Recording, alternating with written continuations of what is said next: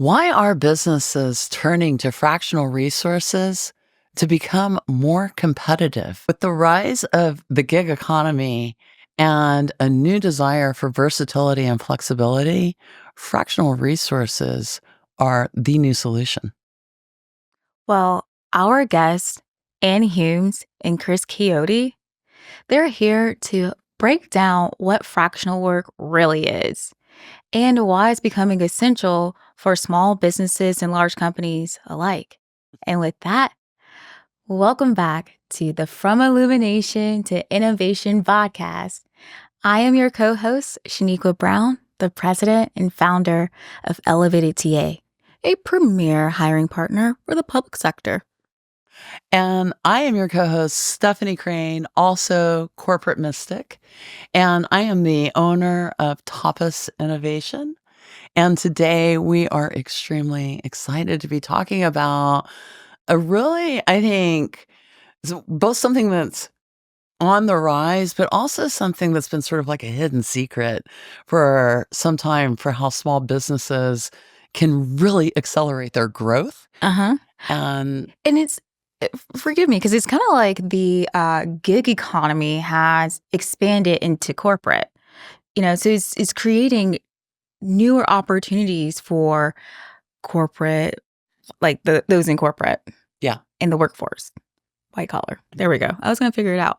But I'm curious if what you thought or your thoughts across, like, is it possible to get more experience work out of fractional work? Is it because employers don't want to take on the burden of full-time employee? What are your take? What's your take? for me personally, I actually became a fractional chief marketing officer when I left the corporate world about 12 years ago. That's what I did for the first 7 years of independent business. I was an independent consultant. And my impetus for wanting to do it, I had been in the corporate world for about 25 years. I had lots of experience in all different types of industries. And I really just wanted to help people that needed my level of expertise, Hmm. but I knew would not be able to afford it, period. And I really also enjoyed, for myself, I enjoyed diversity. Yeah. So I really enjoyed working with different organizations and different projects and people and industries. All those things were exciting for me. So I mean, I'm glad you said that because that was similarly, that was my reason for wanting to transition into more of a fractional capacity. I was looking for the diversity of work and different problems to solve or challenges that you run into across various industries or even companies. So I think it is it sounds like it could be a win-win for both the company and the individual.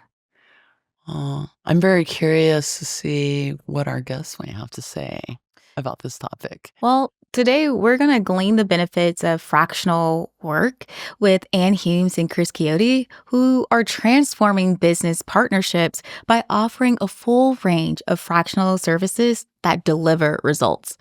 So we're going to take a quick break and bring them back on. And we're back with our guests, Ann Humes and Chris Keody. And it's so awesome to have you back. Thank you so much for joining us again. Would you be willing to give us an update of what's been happening with the Inflection Point business and how you and Chris cross paths? Yeah, I'd be happy to. And thank you again for having me back. I love doing this. I love talking about the things that I'm working on because I'm pretty excited about it. Um, let's see. So, what has been going on with Inflection Point business? Clearly, I've been working with clients and helping them really turn their business around, and helping them navigate through what that looks like. And it's kind of two-sided. There's the business side. There's kind of the components of the business and, all of the machinery that goes into that.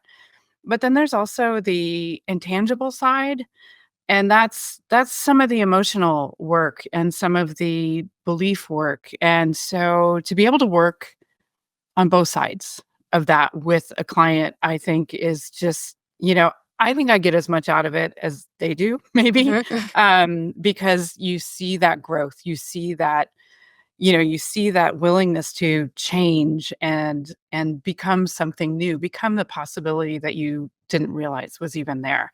So that's kind of what I've been working on.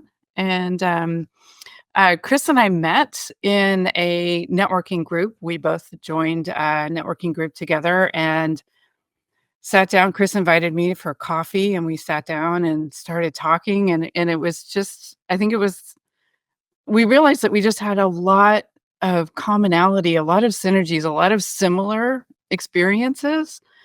And from there, we just kind of kept like, well, what do you think about this? And what do you think about this? And just kind of edged into this idea that I don't want to take all of the kind of the excitement away. I want Chris to talk about it a little bit too, but edged into this idea of a partnership where we can leverage each other's strengths and capabilities in a way that I think will make our impact for business owners even greater.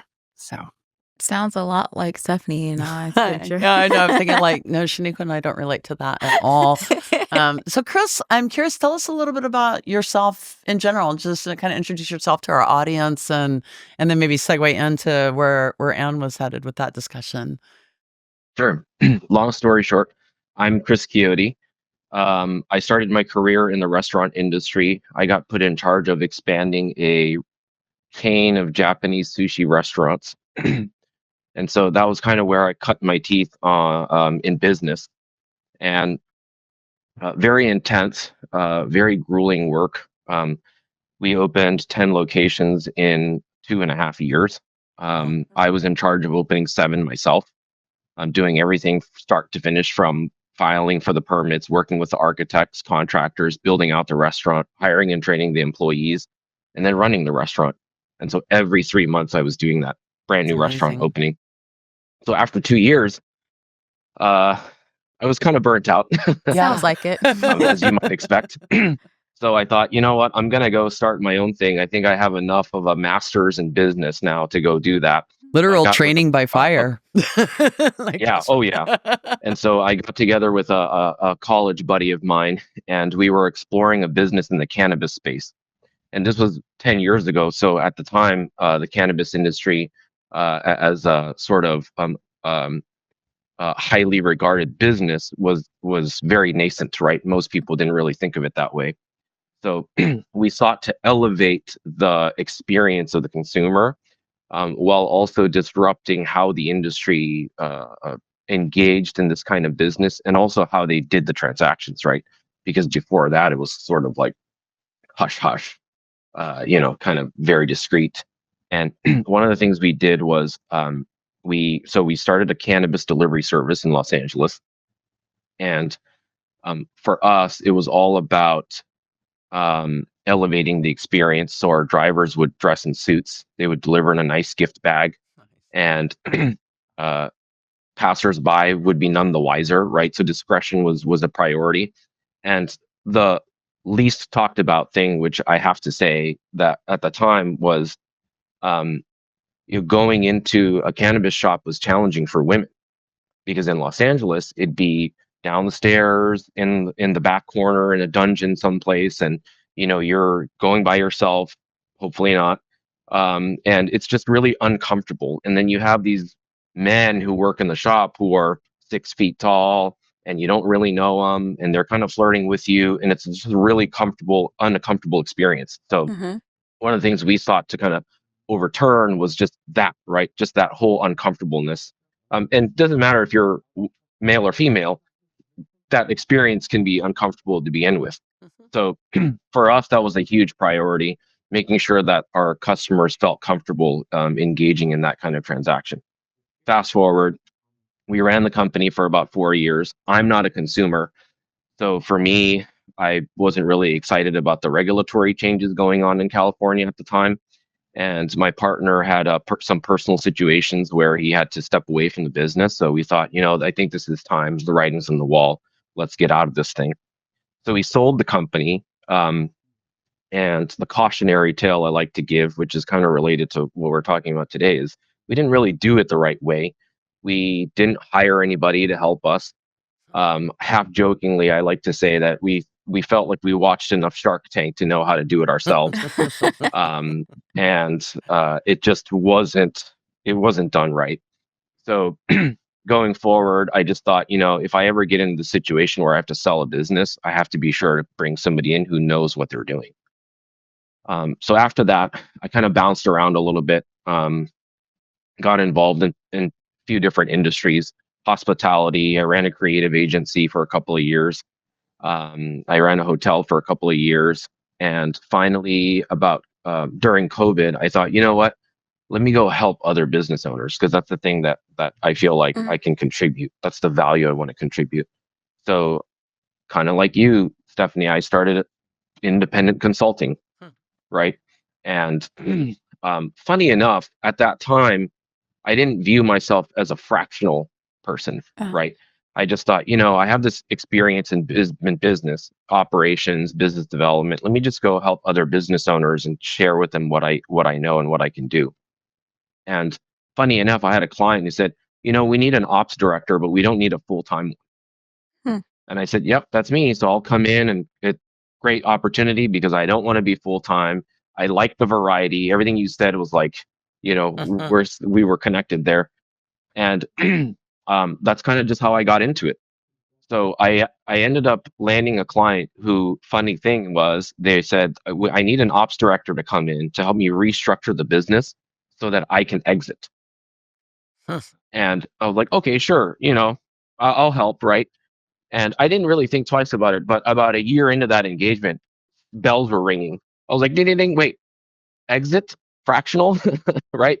And so I decided to pivot my practice completely and focus specifically on business owners that were looking to exit. Very And so smart. that's what I've been doing for the past year and a half.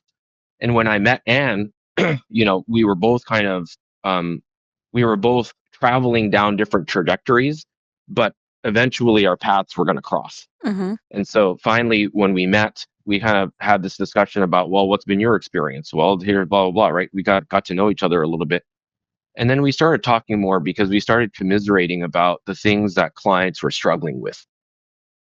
And for us, the thing that we saw that was common was clients hire experts to come in, but for some reason, they don't think that the experts should talk to each other.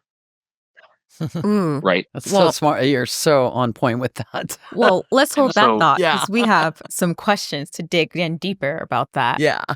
So, Yeah. So that was the main thing. And then the other thing was, wouldn't it be great if we could just get everybody in a room and then just hash this out and then really add value to a client's business? And so Anne's perspective of kind of helping clients with turnaround, and then my perspective was helping them with exit. It was sort of like a no-brainer, because either you're going to turn the business around and you're going to continue growing it, or you're going to look at the way at sort of like the next chapter, right? How do I get out of this thing now that it's turned around? So anyway, that's kind of where we are now. All right. Well, and I have a follow-up question to that, because because right now, like what you said, Chris, like at the time, fractional wasn't like the term to use at that point. So I'm curious, and like, since fractional professionals have been on a rise and like businesses see them as like game changers, I think there's like 65% of companies that plan on increasing their reliance on contingent workers in the next 2 years. Like, what do you think is driving this trend of fractional work? It's a really good question. I think there's a couple of things that come to mind for me. One is, I think that there's a large community of people who have like a wide breadth of experience, right? They aren't, just HR, business partners or simply marketer, right? They've got this amazing skill set that's really broader than what a company needs. They just kind of need to pull something off the shelf, and they can leverage that. And I think that community of people, and I think of them, I think they're similar to me, and kind of, I think about like, generation or age bracket. They're looking for they're not necessarily looking to climb a ladder. They're looking to offer value back. And, so this idea that, I just remember hearing this years ago, hire the attitude, rent the experience is something that I think, corporations have kind of, that's been around for a little while. But they did it in the model of the FTE employee, of the full-time equivalent employee, right? They just modeled it. They just said, okay, well, let's just bring in a consultant and we'll just place them for 40 hours a week or whatever the standard is, and just have them do some work. And so that's a time-based model, and that's kind of goes back to the industrial age. But I think if you flip it and you look at it from a value-based model, it's like, what is the value that this person can offer? And maybe they can offer that value in three hours a week, or maybe it does take, the 40-hour work week. But, really looking at what is the value that it can offer, not necessarily like, can we put them in a seat and just, have a slightly different tax structure with regard to how we pay them.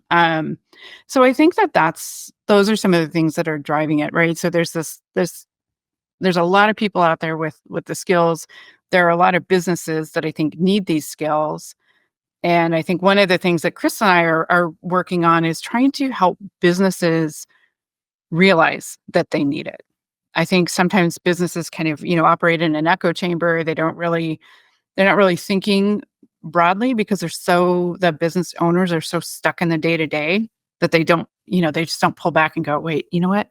I could solve this in an easier way. So that's one of the things that Chris and I are really working on, is trying to help businesses and business owners realize that there could be a better way, and there could be, things could have a lot less friction in their day. Shaniqua, one of the things, like when you ask what, is driving or the shift, and for me, I came out of the technology industry. I worked a lot in the technology spaces. And I think in the technology industry for a long time, not just recent, but for a long time, they're a lot more comfortable with, they hire contractors. I think a lot of organizations, even small companies, probably had like fractional tech people before fractional was really a thing, because you couldn't really afford a full-time networking guy, or you couldn't really afford to. So I feel like that's sort of where it was born, was in that tech space, because you had more fluidity and all of that. And then it grew into these other professional roles, where, you're at these higher levels of the organization. We're talking about operations or marketing or, overall business valuation or whatever it is. But that's just one thing that like struck me while while Anne was talking about that, was like, back in technology, we always had fractional employees. We always had like, part contractors and there was a comfortability with it that I don't think exists in normal corporate spaces. Corporate likes everything to be in the box and structured, and, so. Can I add a thought to that as well? Absolutely. Yeah, you're spot on, Stephanie, about it's kind of this fractional thing starting in the tech space. And I think what ended up happening is, after a while, you have these startups where it's founder-led. It's a team of 4 technical founders. They're really good at the engineering, the software, the programming. None of them have any business experience. So if I'm a VC coming in, I'm like, I don't know if I want to invest in you guys, because you don't have a biz dev person. You don't have an operations person. How are you going to get this thing off the ground? Right. And so then you kind of go out and you're like, oh, well, let's go find somebody. Maybe we can rent somebody, right? For 10 hours a week to come help us do that. And so, it just snowballed. And then more VCs are like, oh, wow, we need to really get these fractional folks in. And then this ecosystem just kind of takes on a life of its own, right? Yeah. I agree. That makes so much sense. Chris, like while we have you, because I saw on your LinkedIn the exit COO, and so you've seen how like flexibility impacts a company's growth, with 80% of companies already utilizing a various type of temporary workers. How do fractional professionals like fit into, maybe you could continue elaborating on this, but like a sustainable business model for, that growing company? Yeah, I think the inclination is to think, oh, let me just hire this person temporarily. But they don't have to be temporary, right? Because like Anne said, it's about how much value they're adding, not the work that they're doing. Ideally, you're hiring this person to come in and add more value to the organization, not to just perform a duty, right? And so, from a more sustainable perspective, as the company continues to grow, as you scale, as you 2x your revenue or 2x your operations, having a fractional person that can scale along with you, maybe it's their time commitment, maybe it's the type of value that they can add, right? It can be more beneficial for the organization because now you're not having to go out and try to find somebody full time to fulfill that person, which costs a ton of money. It takes time. You got to train them. Instead, you have this fractional person that you've been working with for X amount of time. You can just continue working with them, right? And when your company is that, I'm just going to use for sake of ease, 1x, and then you 2x the company, right? There's going to be things that are unlocked in that scale, in that multiplier, that the fractional person couldn't do at 1x, right? And so now you're at 2x, and you're like, okay, great, let me loose, because now I can go do those things that I had in my head this whole time, but we weren't ready for as an organization. I have a question for you both before we take a quick break. How would you define the difference between like a contractor versus fractional for us, for the audience, like especially with your business, like how would you define the differences between the two? You want to take that one, Anne? Sure. I mean, I think that there maybe isn't a lot of difference necessarily. I think the difference really comes more in the intent that you have with the relationship. And it is more about like like I said before, it's like I need somebody to come in and create value, and I need them to hit the ground running. Or even, I don't have 30, 60, 90 days for them to come up to speed. I need them to be showing value at, at hour 3 of the engagement. So I think it's more along the lines of that. And they aren't necessarily invested. They're invested in the organization and in the results and the outcomes, but they don't necessarily have ownership. So there's a little bit of like a fine line or kind of threading a needle there, where it's like I'm really just here to contribute, to offer value, to get you guys where you need to be, but I'm not gonna sit at the table like I have a stake in the business necessarily. Fascinating. Thank you for such Yeah, insight. I would add a little bit to that. Yeah.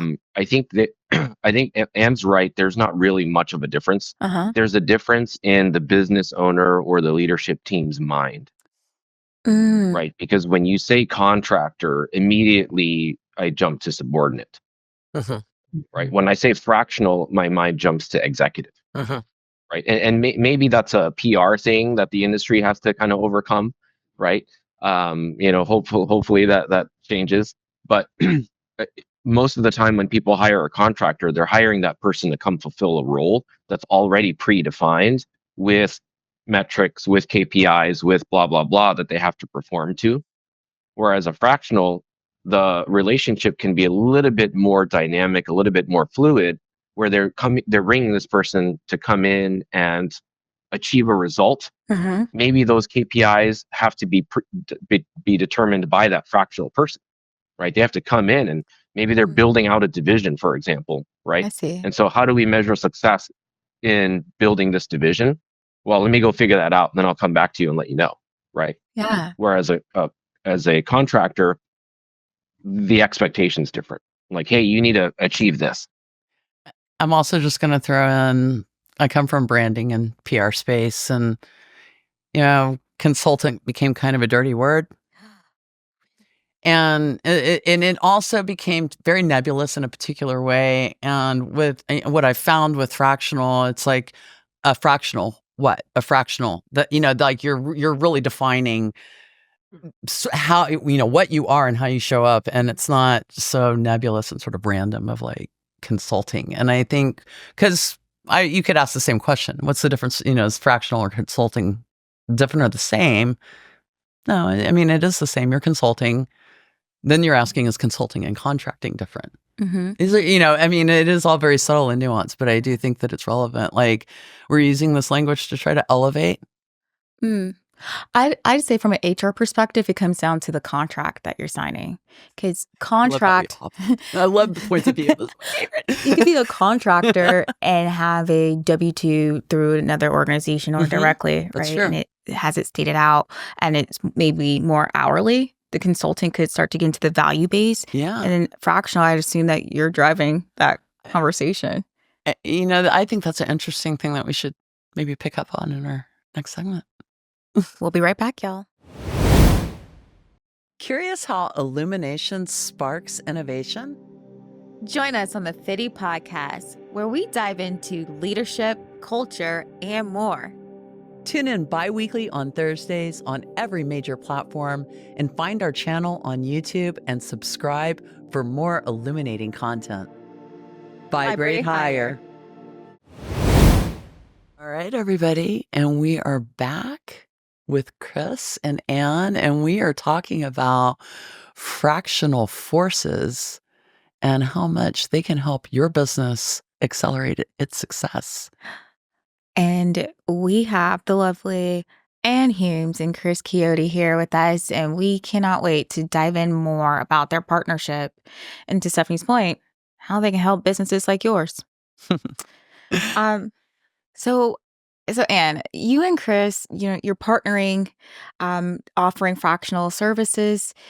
Considering that the term fractional has become more popular, um, like how does your work differ from, other fractional companies offering similar services out there?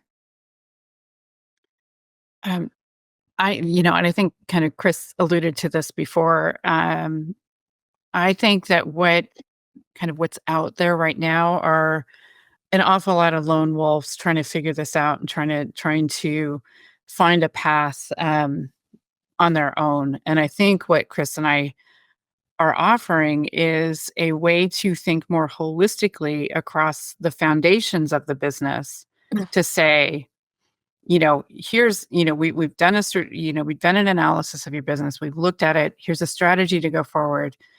Yes, you need marketing.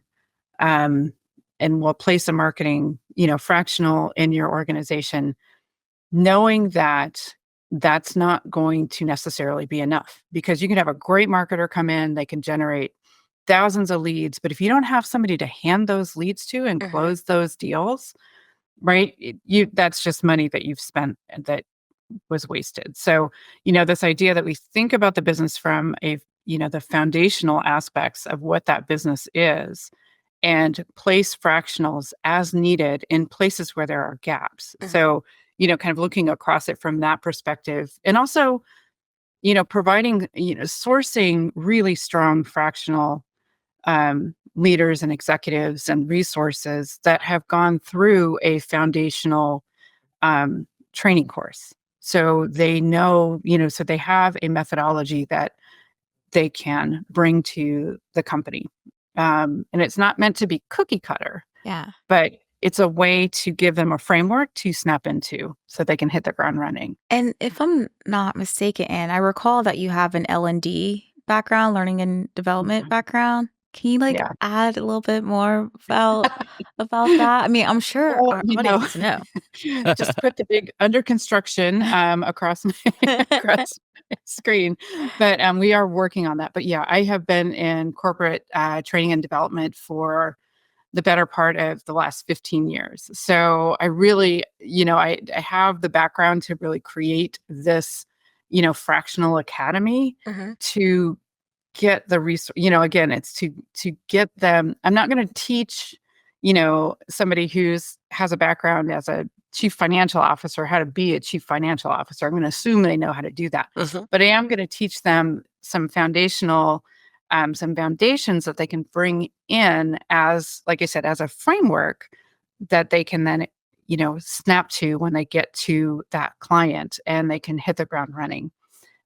Because, we've thrown around this idea, we're not consultants, we're resultants because we want to get those I like results. that. That's a great. I love that, and Right? and That's great the segue whole back from the idea. consultant discussion earlier. I love it. Beautiful. Yeah. I I'm So, really in what you're saying. I'm really curious, like as you're describing this sort of both what you're creating organizationally for yourselves, but also what you're able to create for other businesses to tap into.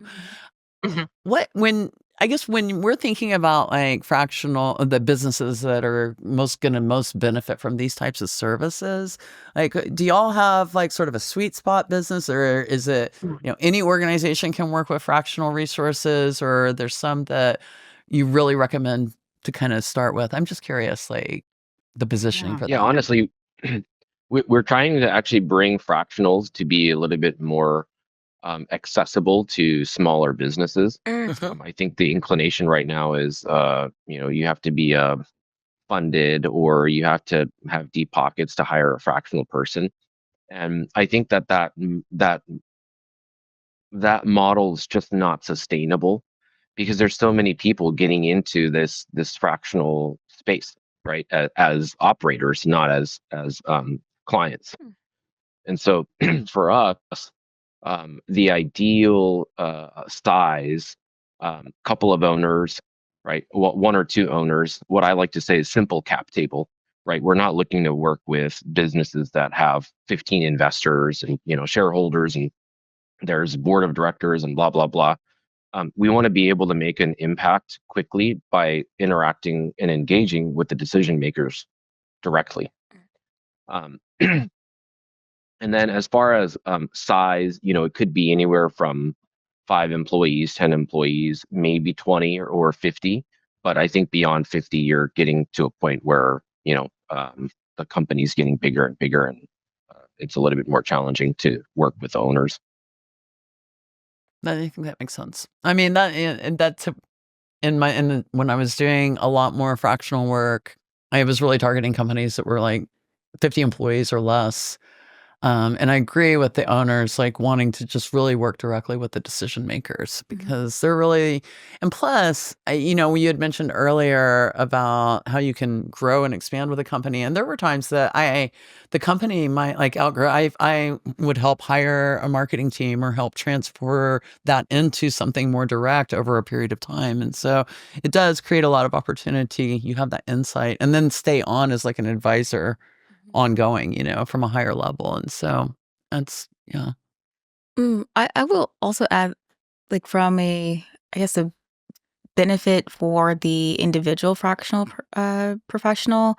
I find the independence is something like the independence to like decide what you like the work you would like to take on, the challenges that you'd like to dive into and learn from. I feel like that's like another added value to the individual. But your point of view of the disparity in terms of like, because I remember back in kind of trying to have this conversation maybe before because this is like almost a decade ago, and being a fractional marketing person and knowing like I've got to be able to coordinate with technology and I've got to be able to coordinate with like to be with sales and to be fully successful at a high level strategic level, I have to be able to collaborate with like these other sources. And companies really weren't very open to that, because of the kind of the consultant model, really, of, I hire you, we work together. It's like a secret and it's in private. And, it's basically like you're my lawyer and we're not going to tell any. And it's,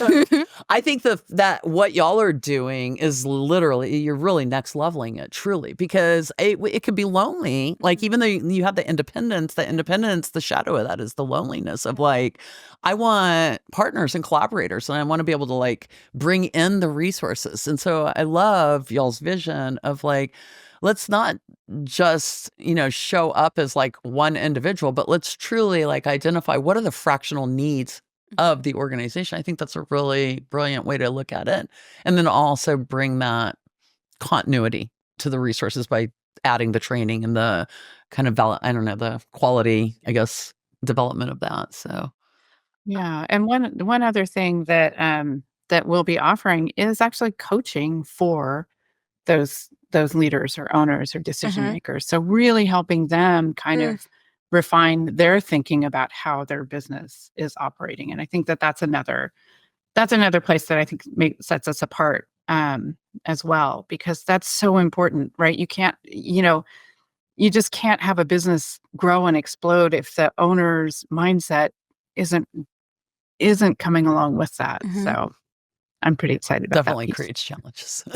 Well, I mean, with your exciting fractional business model, what are your predictions about fractional work? Like, could it potentially replace or compete with the employer norm? That's a really good question. My inclination is no. That I think that it's a both and kind of solution here. And it's a matter of just right sizing it as the business shifts and moves, right? The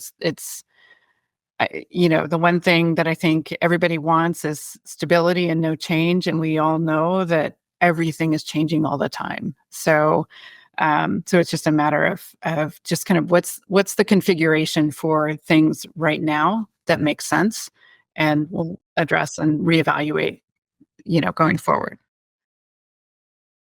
I'm curious if, just for people out there who haven't really explored fractional resources, what are some maybe things, if they're out there kind of doing their own research and Googling in their area or whatever, what are some maybe important questions they should be asking, or kind of attributes they should be looking for when they're thinking about bringing in a fractional resource to help them next level their own business? What would you recommend? I would tell them, if they're bringing somebody in to solve a specific problem, the first question I would ask is, have you done this before? As an owner who is kind of stuck and you're up against this challenge where you pulled your hair out because you can't figure it out, finally you bring this person in to come help you. The inclination is, that's my saving grace. That's the person that's going to help fix everything, right? And what ends up happening is uh, they get so excited about the prospect of their pain or their challenge being resolved that they don't think to evaluate whether that person's the right fit or not. So if I'm a business owner, the first question I'm going to ask is, have you solved this problem before? And if you haven't, it's okay if you haven't, but tell me about the types of problems you've solved.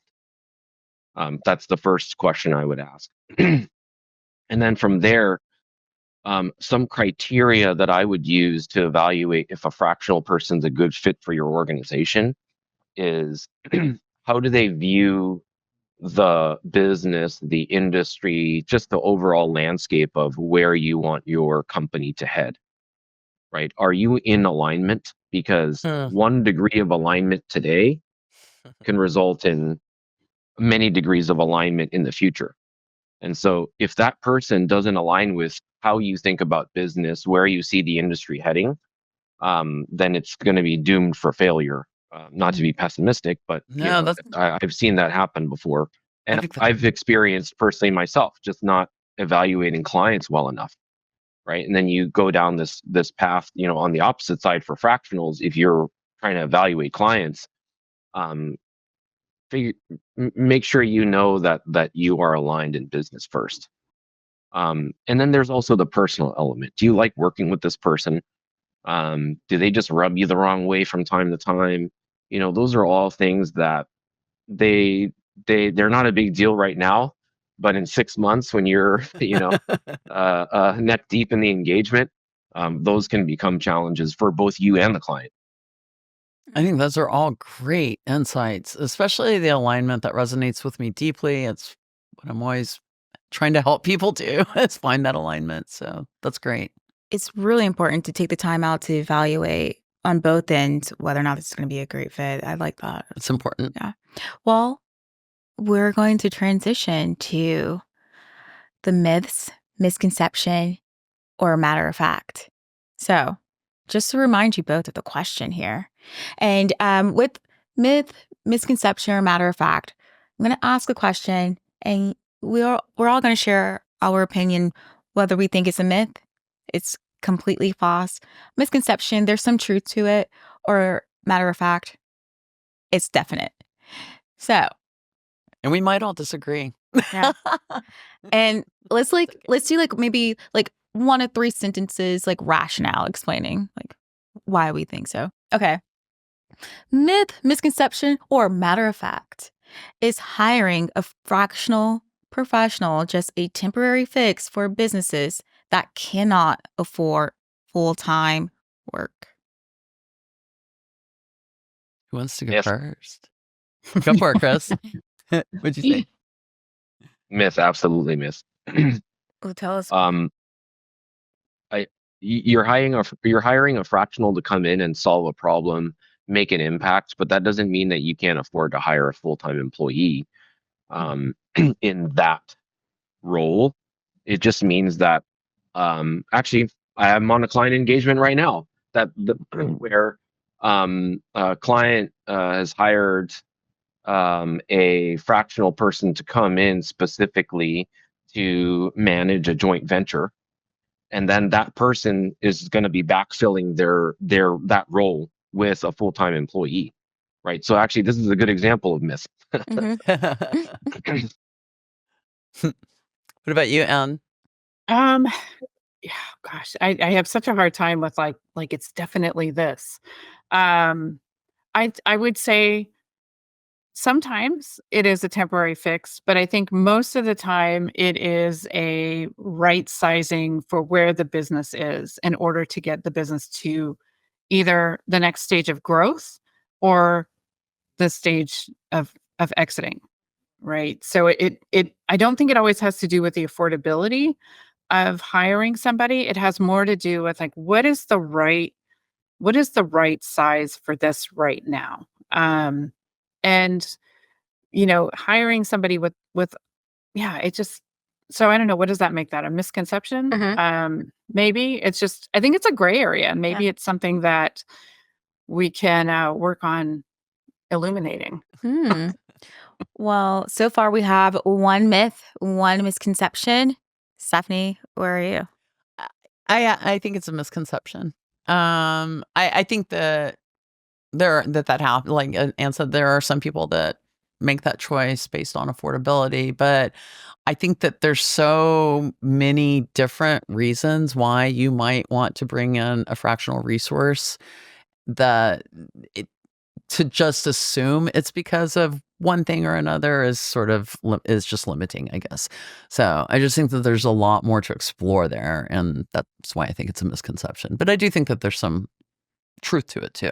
Mm. So Well, I too believe it's a misconception. So I think there's some companies that are fiscally responsible and, maybe at the time that's all they could afford. Or maybe it's the best value to bring forth a fractional employee. And there's some companies that like maybe there's people issues or challenges. People are unpredictable. So maybe you need someone to step in for interim.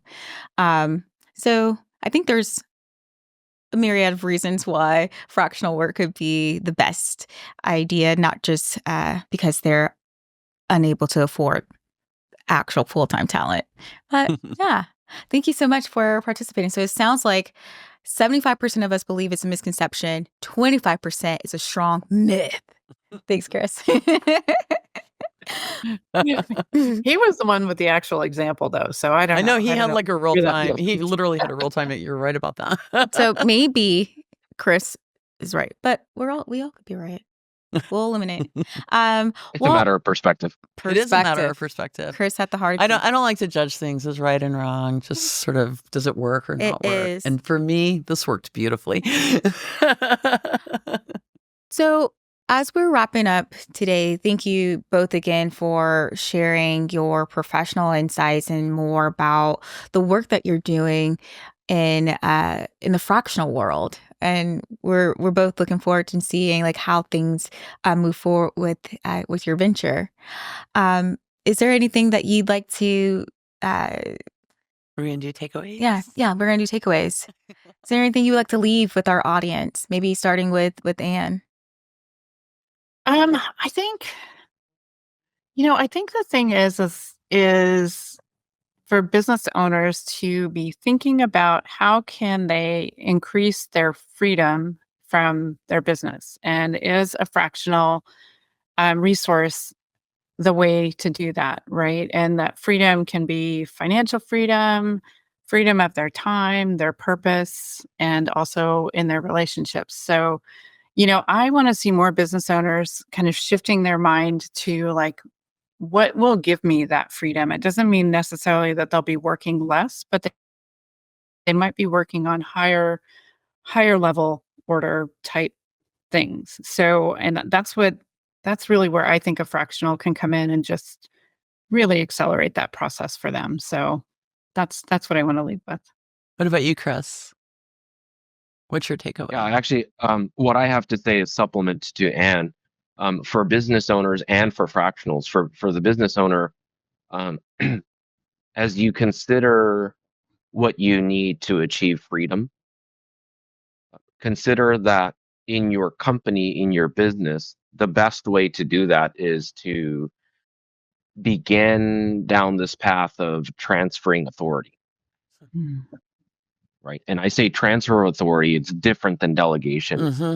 Absolutely. I hear the internet gurus say, delegate, delegate. You have a thing, you have all these things to do, just delegate those. And I think that that's wrong. I do think it's wrong, going back to right or wrong. I It's not think workable. telling an owner to delegate doesn't absolve them of the accountability of it, right? What ends up Agreed. happening is Fascinating. you have this list of Yeah. things to do that you're handing off to somebody. They go do them, and when they come back, you're still in charge of that list, Wow. right? Yeah. But when you transfer authority, you're not giving that person the list. You're telling that person to go make the list themselves. Mm-hmm. So if I'm a business owner and I'm thinking about how can I have more freedom for my business, that's the number one mindset shift that needs to be made is how can I transfer the authority of X to that person, of Y to this person? And then that way that will free them up and from the day to day and allow them to think more kind of bigger picture, high level of the business. Conversely, on the fractional side, if you are coming in helping a client, be sure that your engagement with the client has some transfer of authority. If you can't come in and operate as a leader in that business, then the level of impact that you can make will be severely diminished, Mm. right? And by the end of that engagement, whatever you've come in to do, you will have felt a little bit stifled, maybe a little bit held back. Maybe the client will blame you. Oh, you didn't achieve X result, Mhm. right? And in my experience, looking back at some of the engagements that I didn't go so well for me, that was the one point of failure, was that I didn't feel like I had the authority, nor did I assume the authority Mhm. on behalf of the client. That was illuminating. Yes, it was. Oh my gosh. On both points. Yeah. Really well, powerful. Let me say this. My takeaway, Uh-huh. value. Thank you both. Like looking at it from like not what you're doing, but the value that you're adding. And then Chris, I'm just gonna add in the transfer of authority. My mind is blown because when you explained that, the difference between delegation and transfer authority, I got chills. So that was my takeaway. So thank you. Yeah, I'm actually I'm Thank you. right on that. I love things that are just so intentionally stated to mean what you want them to mean. And I like the way that you described the distinction between delegation. I actually think that there's a space for delegation that makes sense. But to know that you're delegating versus actually transferring that authority is very critical. I love the way that you said that. And then also resultants. I'm just gonna Resultancies. Yes, I totally resultants. like it. You would like it. The branding, It your just, marketing. no, it did hit me. I'm like, oh, I love word. I like making up words. Okay, so this is fabulous, y'all. It's like Thank you both so much for joining us today. We really appreciate it and feel that we've learned so much from you. Thank you again. absolutely. And thanks everybody for watching. We really appreciate y'all too. Like, subscribe, share, love. And if you're interested in learning more, feel free to find Anne and Chris. That's right. We will have all of their ways to access them in the show notes. So we'll see everybody soon. Bye. Bye. Thanks for listening to our show. Show us your support by following us on your favorite podcast platform, Apple, Spotify, or wherever you listen. You can also find us on Castus at From Illumination to Innovation.castus.com. If you love our show, share it with your friends and coworkers too. Let's all work together to help businesses vibrate higher.